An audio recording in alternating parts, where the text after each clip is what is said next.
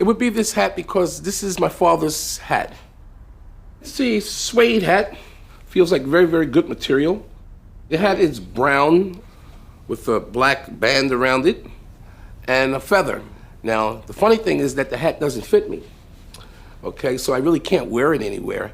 What it means for me today is mainly luck. I kind of keep it for luck.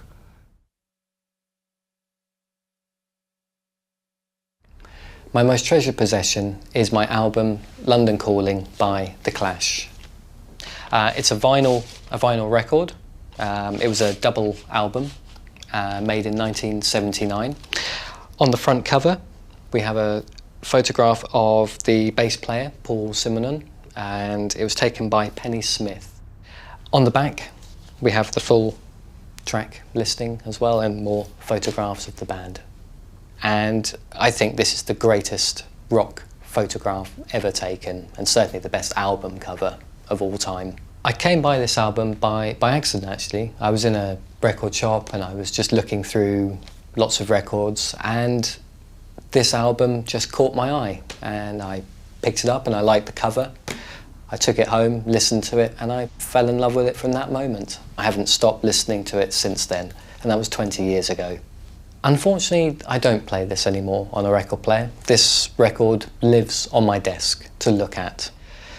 But I do own this on CD and as a digital download as well. I still listen to the music. I've been listening to this music for over 20 years now. But I keep the record as a memento of my discovery, of discovering music. If my house was on fire and I could only save one possession, it would be my cell phone. This cell phone that I have now, I got, I think, on my 16th or 17th birthday. I use my cell phone a lot. I do it for everything. When I'm driving, I use it for GPS, text, emails, internet. On the screen, I have a mirror so that when the screen isn't lit up, I can just like look at myself and make sure that I look okay, and it's really good for like putting lipstick on and stuff.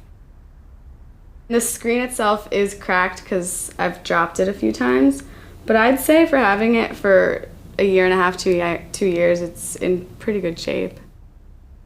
I've lost my phone a few times. I'm definitely emotionally attached to my cell phone. It's like my best friend.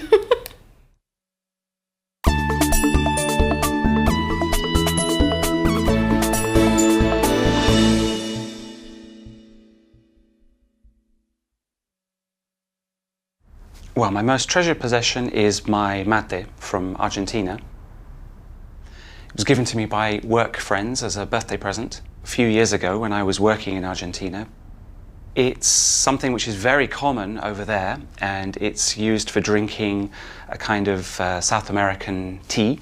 So you put the tea inside, there's a little bit of it there, and you pour in hot water, and then you use the metal straw, which is the bombilla, to drink the tea like that. This one is quite plain, but it's covered in leather on the outside, and you can see it's stitched there, and it's got a little stand, so you can stand it up.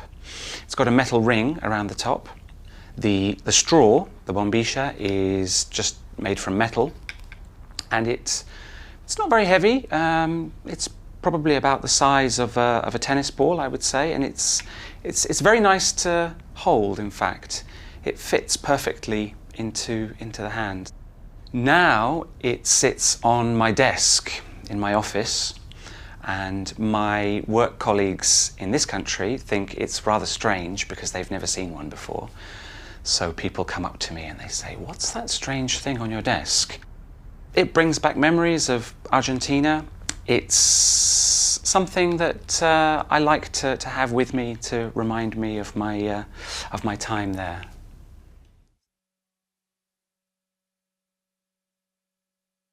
My most treasured possession is my charango, which is a kind of small guitar. It comes from South America, and I bought this one in Ecuador about 15 years ago, and it cost about $50 US. It's made of wood. It's probably heavier than it looks. And it has strings that are just like guitar strings, really like classical guitar strings, but shorter. I think it's incredible how much sound it makes, and it's a really loud sound for something so small. And it's also a sound that instantly transports me back to that part of the world, to Ecuador, to Bolivia, to Peru, where you hear the music that's played with the charango quite a lot.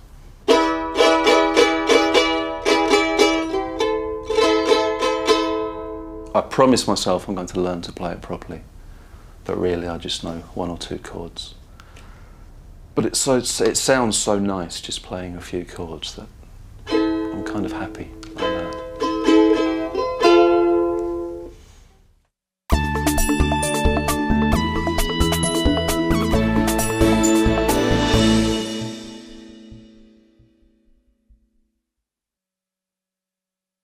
If my home was on fire and I had to grab something, it would be my crystal jewelry box.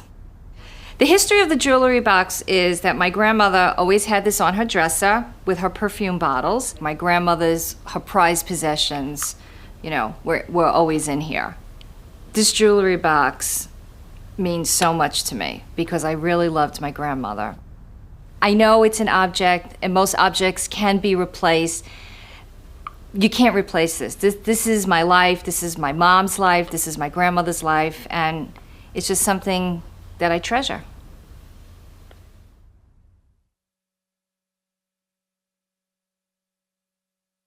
If my house was on fire and I could only save one thing, it would be the package of letters that me and my brother exchanged.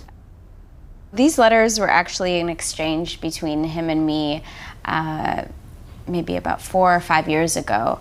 And we wrote them back and forth to each other when he was in Texas and I was in Chicago, and we were both living on our own.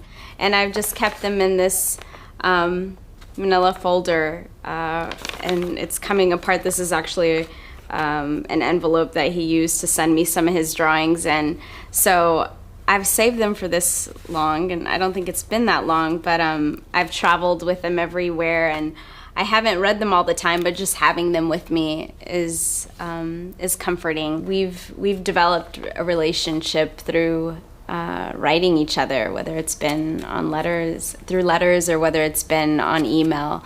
And so just the exchange of our experiences and our stories helps to give us a better sense of where we come from and what we're going through, and to also help, inspire and motivate each other as well. Well, it's time for me to end this letter. I hope you enjoyed it. You're always in my thoughts and in my heart. I love you more than words. Take care, big sis. I miss you so much. Right back. Your brother, Akram.